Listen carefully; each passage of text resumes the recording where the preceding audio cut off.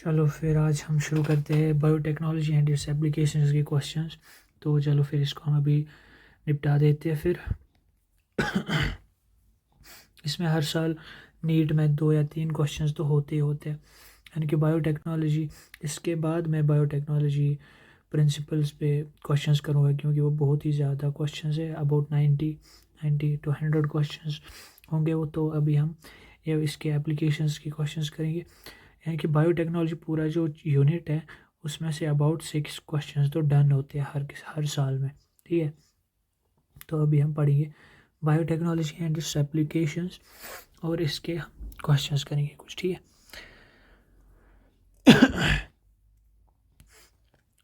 पहले biotechnology applications in agriculture. Agriculture में हमें पता होना चाहिए कि एक बैक्टीरिया होता है जिसका नाम होता है एग्रोबैक्टीरियम।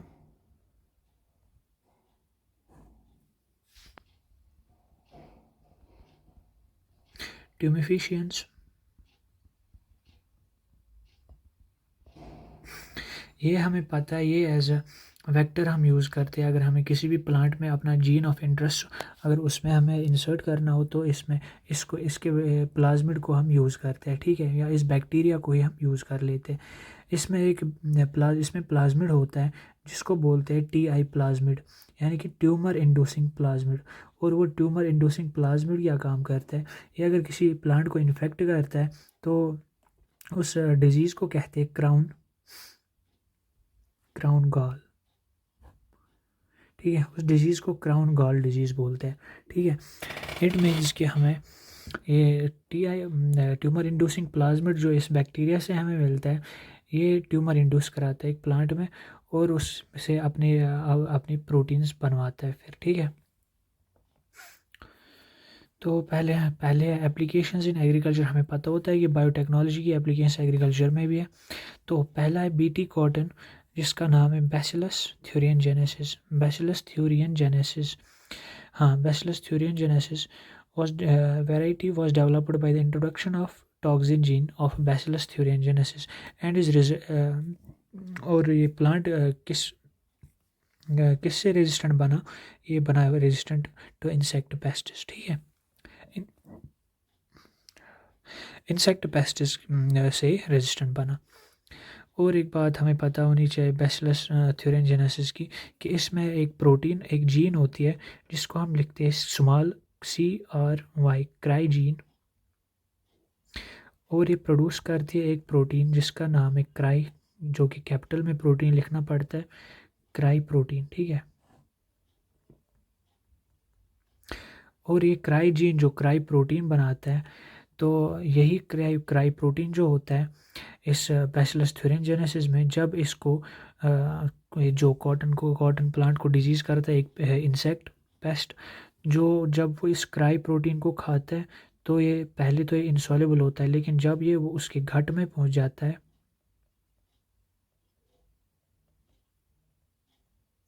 गट ऑफ इंसेक्ट, तो उसमें ये काम करता है उसकी इप्थीलियल सेल्स को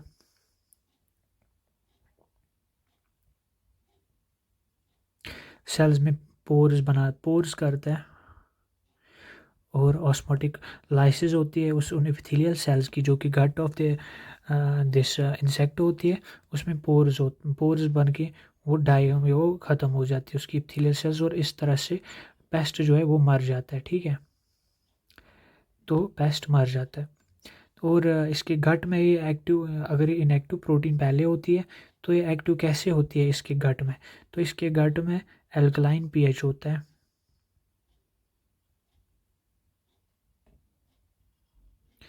एल्कलाइन pH की वजह से जो ये एपिथेलियल सेल्स में जो ये क्राई प्रोटीन होता है ये एक्टिव हो जाता है, यानी कि अल्कलाइन जो pH होता है वो इम्पोर्टेंट होना चाहिए इसके लिए, इसके एक्टिवेशन के लिए क्राई प्रोटीन। ठीक है,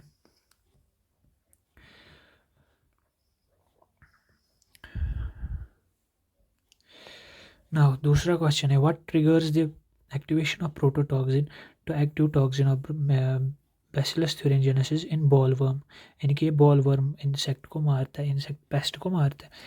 तो इसका है alkaline pH of gut. Which of the following is true for the golden rice, इसमें विटामिन A होता है।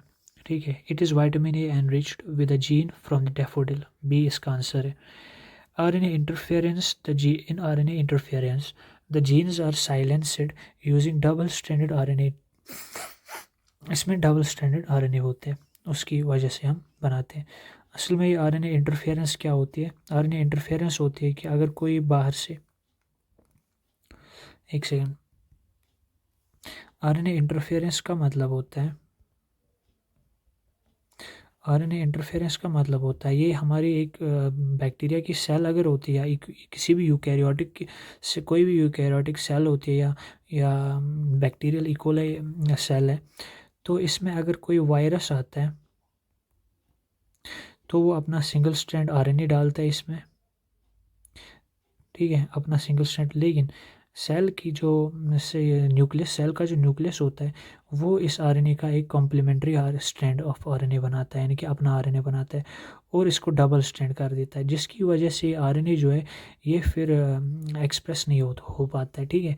ये RNA फिर प्रोटीन नहीं बना पाता है, don't express. So it doesn't express when attached by the complementary RNA strand from the cell. So it is a mechanism of defense in that cell कि वायरस आया और फिर एक इसको काट देती है, इस जो है RNA डबल स्ट्रैंड बना होता है, उस प्रोटीन जिस प्रोटीन की मदद से इसको फिर काट देता है, वो छोटे टुकड़ों में बांट देता है, उस प्रोटीन का नाम होता है डाइसर। वो एंजाइम होता है, उस एंजाइम का नाम होता है डाइसर एंजाइम, ठीक है, डाइसर एंजाइम। बस इतना ही जानना था आपको इसमें भी। Now which part of the tobacco plant is infected by meloidogyne incognita, ठीक है। मेलोडिगाइने इनकॉग्निशा भी एक पेस्ट है, तो वो रूट को इफेक्ट करता है। Golden rice is a genetically modified crop plant where the incorporated gene is meant for the biosynthesis of vitamin A. Bt cotton, in Bt cotton Bt toxin is present in plant tissue as prototoxin. जो मैंने आपको बताया था पहले, वो प्रोटोटॉक्सिन होता है, फिर गट में जाके वो एक्टिव होता है, ठीक है, गट ऑफ द बॉलवर्म, ठीक है। और मोर एक्यूरेटली उन बॉल वर्म्स को क्या, वो बॉल वर्म्स किस क्लास में आते हैं, उनको कहते हैं लिपिडोप्टेरन्स।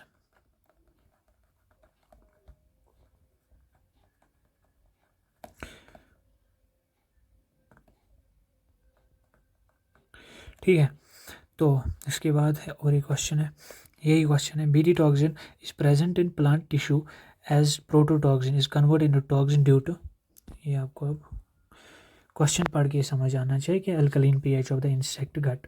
Crop is engineered for glyphosate. Glyphosate एक हर्बिसाइड है, ठीक है, ठीक है, ये एक हर्बिसाइड है, ये एक हर्बिसाइड है। यानी कि हमने ऐसे क्रॉप्स बनाए जो ग्लाइफोसेट यानी कि ये हर्बिसाइड रेजिस्टेंट है, रेजिस्टेंट यानी कि ये टॉलरेंट है किसके, अगर हम हर्बिसाइड्स डालेंगे यानी कि ये टॉलरेंट होंगे इस ग्लाइफोसेट हर्बिसाइड के। तो B option. Which of the following BT crops is being grown in India by the farmers? Cotton.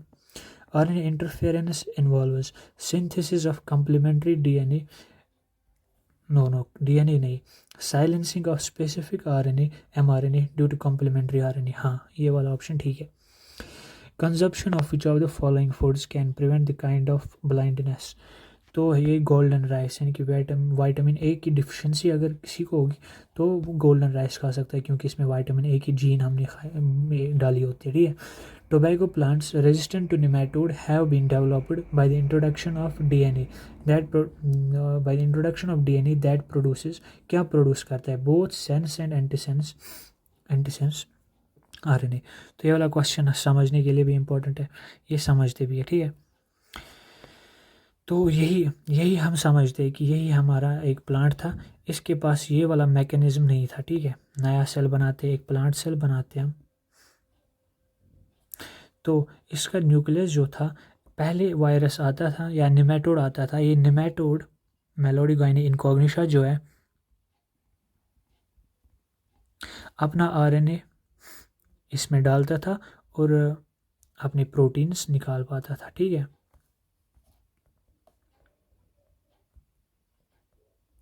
ये प्रोटीन्स यूज़ करता था, ये निमेटोड, यानी कि ये रूट में था, होता था इस टोबैको प्लांट के। आरएनए डालता था, फिर आरएनए में ये इस प्लांट सेल से हेल्प लेकर इसके प्रोटीन्स बनाता था और ख़ुद यूज़ करता था। लेकिन हमने अब ऐसे प्लांट्स बनाए, लेकिन इसके पास वो पहले वो वाली जो डिफेंस मैकेनिज्म थी आरएनए इंटरफेरेंस की, वो नहीं थी, ठीक है। हमने इसमें एक डीएनए का एक स्ट्रेस एक जीन डाली जो कि both sense and anti sense RNA strand बनाते हैं, यानी कि इसका कम्प्लीमेंट्री एक आरएनए स्ट्रैंड हाँ इस जीन ने ऑलरेडी तैयार किया होता है, जो कि हमने बाहर से जीन डाला होता है इस न्यूक्लियस में, ठीक है। इसने जब कम्प्लीमेंट्री आरएनए बना तो इसने उस नेमेटोड के आरएनए को साइलेंस किया, ठीक है। यही हमने एक्सटर्नल जीन, हमने फॉरेन जीन इसमें इंट्रोड्यूस की थी।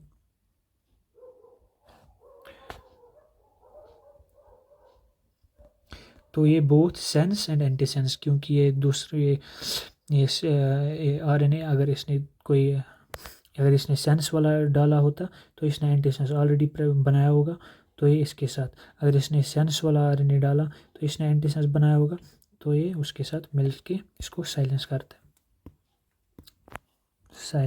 है इसको, ठीक है। अब हम जल्दी से क्वेश्चंस को निपटा देते हैं। The process of RNA interference (RNAi) has been used in the development of plants resistant to nematodes। यहाँ पे हमने पढ़ा है nematodes, ठीक है।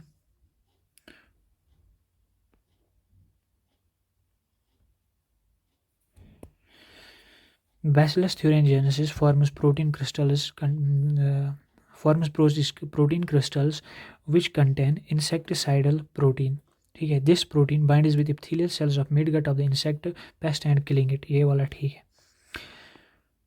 तो silencing of mRNA has been used in producing transgenic plants resistant to ये nematodes के लिए, अभी जो टोबैको प्लांट हमने बनाया। Genetically modified brinjal in India has been developed for, इसको इंसेक्ट रेजिस्टेंस के लिए डेवलप किया गया था। Some of the characteristics of Bt cotton are long fibre and resistance to aphids नहीं लिपिडोप्टेरन्स, और लिपिडोप्टेरन्स में क्या आता है, bollworms, high yield and resistance to bollworms, ठीक है। An improved variety of transgenic basmati rice gives high yield and is rich in vitamin A. What is true about BT cotton? BT cotton exists as active toxin, bacillus nahi, as inactive toxin. The activated toxin enters the ovaries nahi, gut. The concerned bacillus has antitoxins nahi. The inactive prototoxin gets converted into active toxin in the insect gut, ठीक है। अब question number 20. Transgenic plants are ones generated by introducing foreign gene into a cell and regenerating a plant from that cell. हाँ ये ठीक है। The bacterium Bacillus thuringiensis is widely used in contemporary biology as Bacillus thuringiensis को as insecticide हम use करते हैं, ठीक है, insecticide. What is antisense technology? Antisense technology, when a piece of RNA that is complementary in sequence is used to stop expression of a specific gene। अभी जो RNA interference हमने बोली थी। Cry1, हाँ ये Cry1 ये एक इम्पॉर्टेंट टॉपिक है, थोड़ा सा इसमें भी बोल देता हूँ मैं। ये क्राई प्रोटीन एक ये पहले तो हम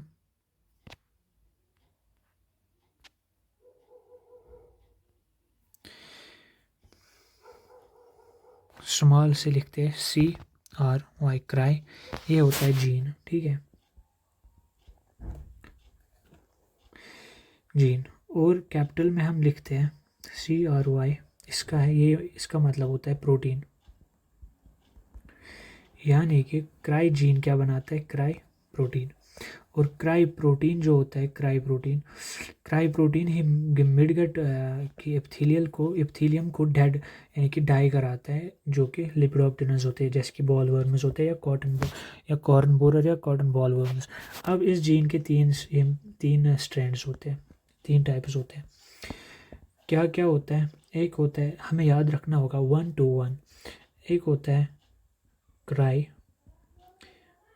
1 AB दूसरा होता है क्राई 2AB, तीसरा होता है क्राई 1AC। ठीक है, ये जो होता है ये वाला और ये दो जो होते हैं, ये वाला स्पेसिफिकली हमें बचाते हैं ये बॉलवर्म से। ठीक है, बॉलवर्म्स, लिपिडोप्टेरन्स, सॉरी, ये वाला हमें बचाता है कॉर्न बोरर से। कॉर्न बोरर,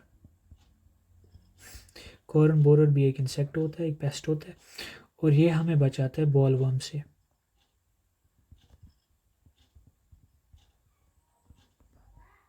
ठीक है, ये इंपॉर्टेंट है, ये हमें याद रखना पड़ेगा। नाउ इसके बाद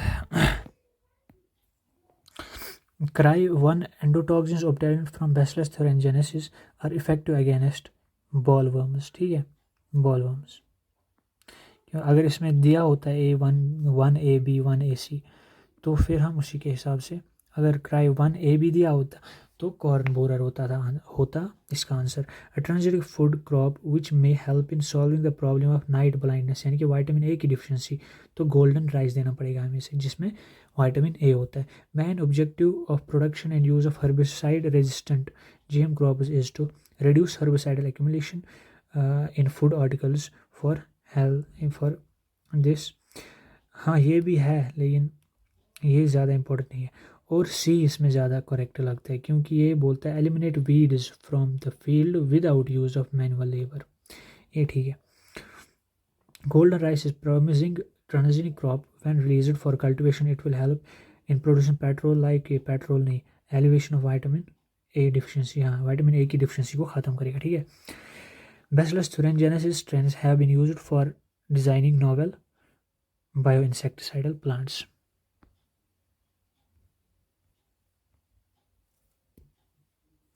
Golden rice is a transgenic crop of future which of the following improved trait। कौन सा trait है इसमें विटामिन ए कंटेंट ज़्यादा है? The first transgenic crop was tobacco का first transgenic crop was tobacco. Biotechnology applications देखो 2020 में इसमें भी क्वेश्चन आया, अभी हमने पहले भी एक क्वेश्चन दिखा, यानी कि दो क्वेश्चन तो 2020 में आए हैं। ठीक है, biotechnology applications in medicine, BT cotton.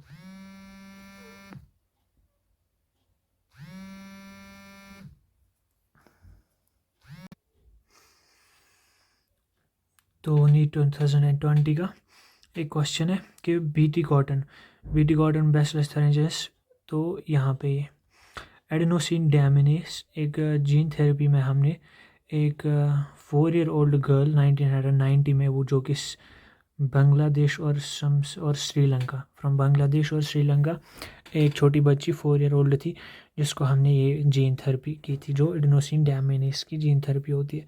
RNA interference जो होती है, ये एक सेलुलर डिफेंस का मैकेनिज्म है। और PCR जो है वो डिटेक्शन ऑफ HIV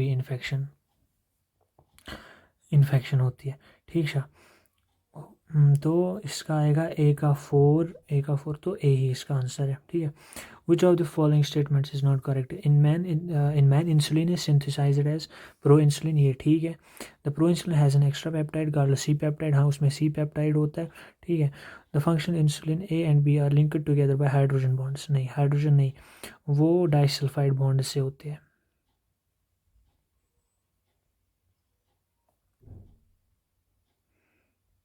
ठीक है, तो genetically engineered insulin is produced in E. coli।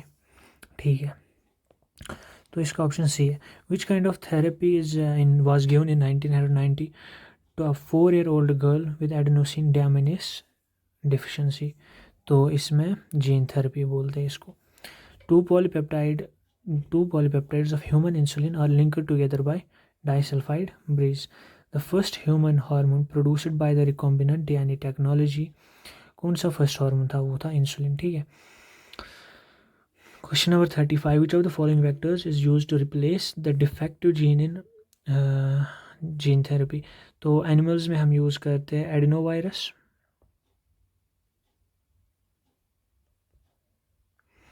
और प्लांट्स में एग्रोबैक्टीरियम टिमिफेशियंस।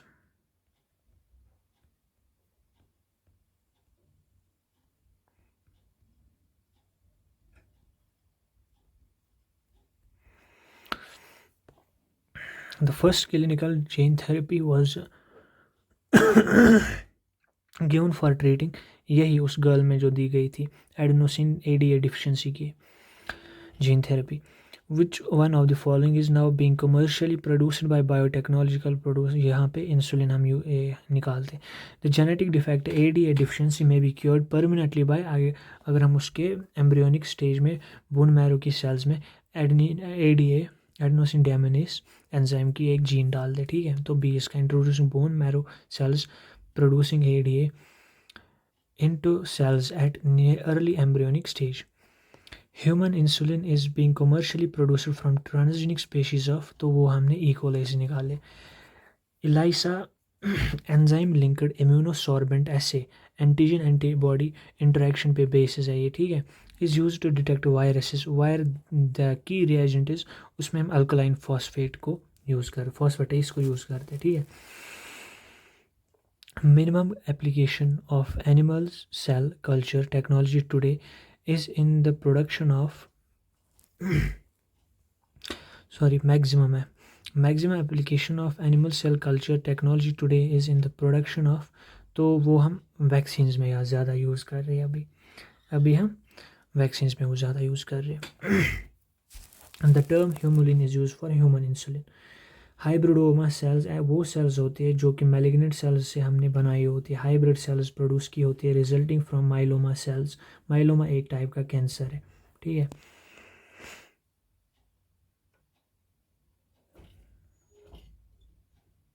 नाउ ट्रांसजेनिक एनिमल्स, अगर हम देखेंगे ट्रांसजेनिक एनिमल्स क्या होते हैं। ट्रांसजेनिक एनिमल्स वो एनिमल्स होते हैं जिनका हमने फिनोटाइप ही चेंज कर दिया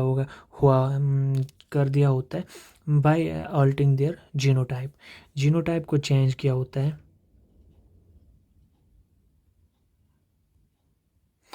जिसकी वजह से फिनोटाइप भी चेंज हुआ होता है, ठीक है।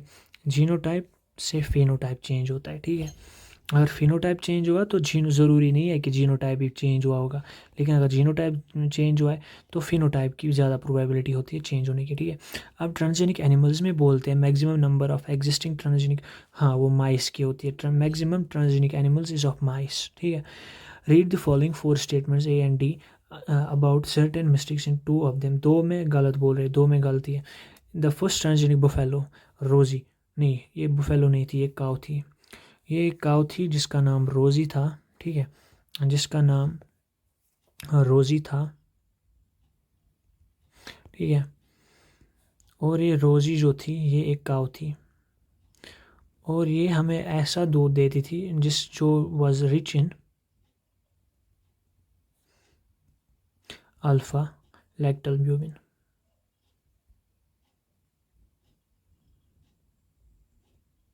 ठीक है। इसमें वो बहुत रिच थी, जो कि एक बैलेंस डाइट होता है एक ह्यूमन के बेबी के लिए, ठीक है। इनकी more balanced than the normal cows milk. Which of the 2 statements have mistakes, यानी कि एक पहले वाले में मिस्टेक है। Restriction enzymes are used in isolation of DNA from other macromolecules, नहीं वो रेस्ट्रिक्शन एंजाइम्स नहीं होते, ठीक है। वो रेस्ट्रिक्शन एंजाइम्स नहीं होते, वो होते प्रोटीएस, DNAs, RNAs, ठीक है। वो होते प्रोटीएस। आइसोलेशन ऑफ DNA अगर हमें करनी होगी, DNAs के बगैर जो भी है प्रोटीएस है, RNAs है, ठीक है, वो हम यूज़ करते हैं, DNA के आइसोलेशन में, लेकिन रेस्ट्रिक्शन एंजाइम्स नहीं होते वो, यानी कि दूसरा बी है, यानी कि यही 2 है, A and B। Downstream processing is one of the steps of recombinant DNA technology. हाँ डाउनस्ट्रीम प्रोसेसेस होता है। डाउनस्ट्रीम प्रोसेसिंग का मतलब होता है कि जब हमने फॉर एग्जांपल E. coli में डाल दिया अपना जीन इंसुलिन बनाने के लिए, ठीक है। हमने इंसुलिन बनाने के लिए जीन हमने E. coli में डाल दिया, ठीक है, E. coli में। अब हमने इसकी मल्टीप्लिकेशन कराई बायोरिएक्टर में, ठीक है। बहुत सारे इंसुलिन बनाए इसने, बहुत सारे बैक्टीरिया बनाए इसने, और बहुत सारा इंसुलिन भी बनाया इसने, ठीक है। बहुत सारे बैक्टीरिया और बहुत सारा इंसुलिन, ठीक है। ये मान लो इंसुलिन है, जो कि ऐसा एक्चुअल में नहीं होता है, ऐसा होता है, जो कि A पेप्टाइड होता है यहाँ पे, और यहाँ तक सी बी, ठीक है, जो कि A and B disulphide bridge से बंधे मतलब बंद होते हैं, बॉन्ड की होती है। और ये सी वाला जो होता है यहाँ से यहाँ तक जो है ये हमें निकालना पड़ता है पोस्ट ट्रांसलेशनल मॉडिफिकेशन के थ्रू, जिसकी वजह से फिर ये ए और बी चेन रहती है सिर्फ, ठीक है, ए एंड बी चेन, और सी जो होता है वो हमने रिमूव किया होता है, तो इसको बोलते हैं मैच्योर इंसुलिन, ठीक है, मैच्योर इंसुलिन।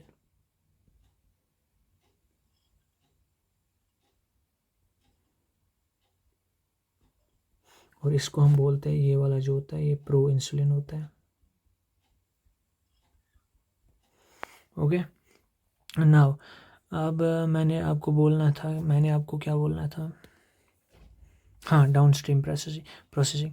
डाउनस्ट्रीम प्रोसेसिंग जो होती है उसमें हम क्या काम करते हैं, उसमें हम जहाँ तक ये एक्सप्रेस हुआ ना, यानी कि expression of that gene, expression से लेकर तब तक जब तक वो ये इंसुलिन तुम तक पहुँचाए, ये इंसुलिन तुम तक पैक होना है इसको, यानी प्योर होना है इसको, ट्रायल्स होनी है इसकी, तब तब उसके बाद ये मार्केट में पहुँचता है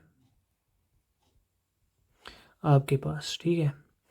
तो ये यहाँ से यहाँ तक जो भी आती है ना, जो भी प्रोसेसेस आती है, चाहे प्योरिफिकेशन की हो, आइसोलेशन की हो, कुछ एंजाइम की, इस इंसुलिन की, तो यहाँ से इसको बोलते हैं डाउनस्ट्रीम प्रोसेसिंग।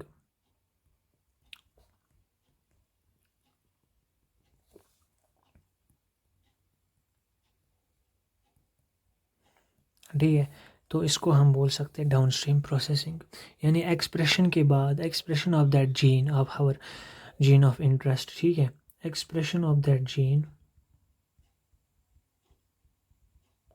उसके बाद कि सभी जो प्रोसेस होते हैं उसको बोलते हैं डाउनस्ट्रीम प्रोसेसिंग, ठीक है। नाउ अब क्या बोला इसने, जेनेटिक, हाँ, डी बोलते हैं हम, disarmed pathogen vectors are also used in transfer of recombinant यानी इंटर होस्ट, जैसे कि हमने रेट्रोवायरसेस को यूज़ किया था, उनको भी हमने पहले डिसआर्म किया था। अब genetic engineering has been successfully used for producing transgenic mice for testing safety of polio vaccine, हाँ ये वाला ठीक है। प्रोडक्शन ऑफ, यानी कि इसको यूज़ किया गया transgenic mice for testing safety of polio vaccine before use in humans. ऐसे production of human protein in bacteria by genetic engineering is possible because the human chromosome can replicate him. The mechanism of gene regulation is identical in human. The bacterial cell can carry out the RNA splicing reactions. The genetic code, हाँ, because the genetic code is universal, ठीक है। इन ट्रांसजेनिकस, यानी कि यही transgenic animals या plants, expression of transgene, यानी कि जो हमने जीन उसमें डाला होता है, in target tissue is determined by enhancer, नहीं, एनहेंसर से नहीं, ट्रांसजीन नहीं, प्रमोटर नहीं, रिपोर्टर, हाँ, यही रिपोर्टर जीन जो होता है ना, इसी को हम मार्कर जीन भी बोलते हैं, ठीक है, मार्कर जीन, जैसे कि सिलेक्टेबल मार्कर्स। हम मार्कर्स को देखते हैं तभी हमें पता चलता है कि ये एक्सप्रेशन हमारे ट्रांसजीन का हुआ है इसमें कि नहीं हुआ है, मार्कर जीन, ठीक है। Now the transgenic animals are those which have, transgenic animals वो एनिमल्स होते हैं जिनमें क्या होता है कि फॉरेन आरएनए, ये पहला ऑप्शन देखते हैं, foreign RNA in all its cells, नहीं, ऑल सेल्स नहीं, foreign DNA in some of its cells, foreign DNA in all its cells, ठीक है। ट्रांसजीन एनिमल वो होता है जिसमें फॉरेन डीएनए होता है, क्या, हर किसी सेल में, ठीक है। इथिकल इश्यूज, अब इथिकल इश्यूज होते हैं, इसमें आपको पता होनी चाहिए बायो पायरेसी एंड बायो, एक second, ethical issues, ethical issues,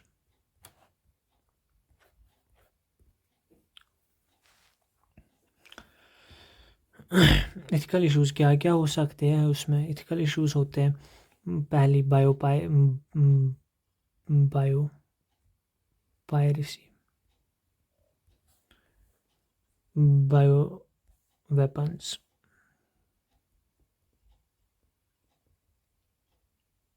ठीक है, बायोपायरेसी, बायो वेपन्स,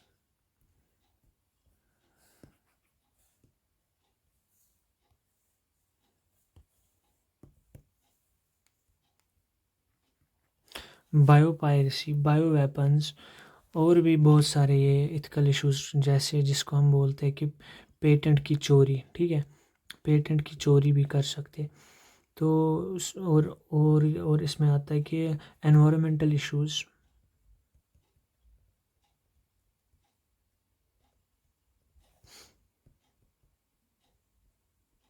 ठीक है, इसमें एनवायरमेंटल इश्यूज भी आते हैं। तो पहले हम बायोपायरेसी देखते हैं। बायोपायरेसी में क्या आता है कि हमारा जो पेटेंट होता है, लाइक पेटेंट का पहले हमें पता होना चाहिए पेटेंट क्या होता है। पेटेंट किसी चीज़ के लिए दिया जाता है। फॉर एग्जांपल आपने कोई नई चीज़ डिस्कवर की, या आपने कोई नया एंजाइम बनाया, आपने कोई नई जीन डिस्कवर किया, आपने कोई नया चीज़ जो ह्यूमंस के लिए फ़ायदेमंद होता है, तो उस इंसान को जिसने वो डिस्कवर किया होता है उसको पेटेंट दिया जाता है। उसको बोला जाता है कि ये आपका है, यानी कि जहाँ पे भी ये बिकेगा या जहाँ पे भी इस चीज़ का फ़ायदा होगा, उसमें से जो भी फ़ायदा होगा वो आपको भी कुछ परसेंट उसके मिल जाएंगे, ठीक है, पेटेंट। तो उस लेकिन इंडिया में क्या हुआ था कि बासमती राइस जो होती थी, बासमती राइस, वो अमेरिका की यूरोपियन कंट्रीज़ और अमेरिका ने लिए थे, और इसका अमेरिका ने पेटेंट हासिल किया था। बोला था कि बासमती राइस हमारा है, यानी कि जो भी जहाँ पे भी बासमती राइस यूज़ होगा उसका हमें फ़ायदा पहुँचना चाहिए। जबकि बासमती राइस इंडिया की एक स्पेशी है, एक स्पेशी है, क्योंकि यहाँ पे बहुत सारी 27 स्पीशीज़ हमें अभी पता है, लेकिन थाउजेंड्स ऑफ राइस स्पीशीज़ यहाँ पे है, ठीक है, इंडिया में। तो बासमती राइस में एरोमा होता है, ये बहुत, इसका शेप जो होता है, इस ग्रेन का शेप जो होता है वो बहुत अच्छा होता है, बासमती राइस की शेप, ठीक है।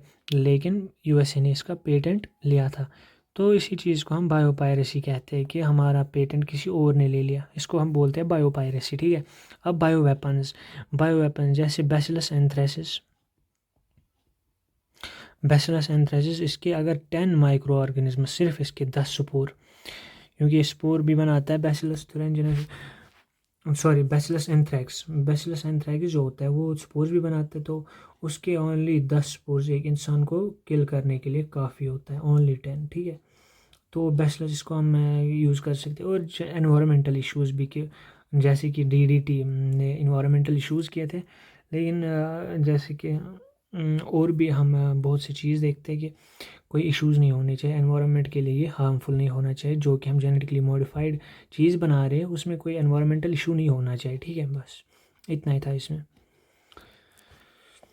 अब ethical issues, a new variety of rice was patented by a foreign company through such varieties, though such varieties have been present in India for, this is related to अभी मैंने बोला बासमती के लिए, ठीक है। In India the organization responsible for assessing the safety of introducing genetically modified organisms, इसको हम बोलते हैं जेनेटिक, जो कि अप्रूव करते हैं कि हमने हमारे इंडिया में जो जेनेटिकली मॉडिफाइड क्रॉप्स बनते हैं या कुछ और चीज़ें बनती हैं, तो उसको वही चीज़ वो यही देखती है, ये इसको बोलते हैं जेनेटिक इंजीनियरिंग अप्राइजल या अप्रूवल कमेटी, ठीक है, यही इसको देखती है, GEAC बोलते हैं इसको। The use of bio resources by multinational companies and organisations without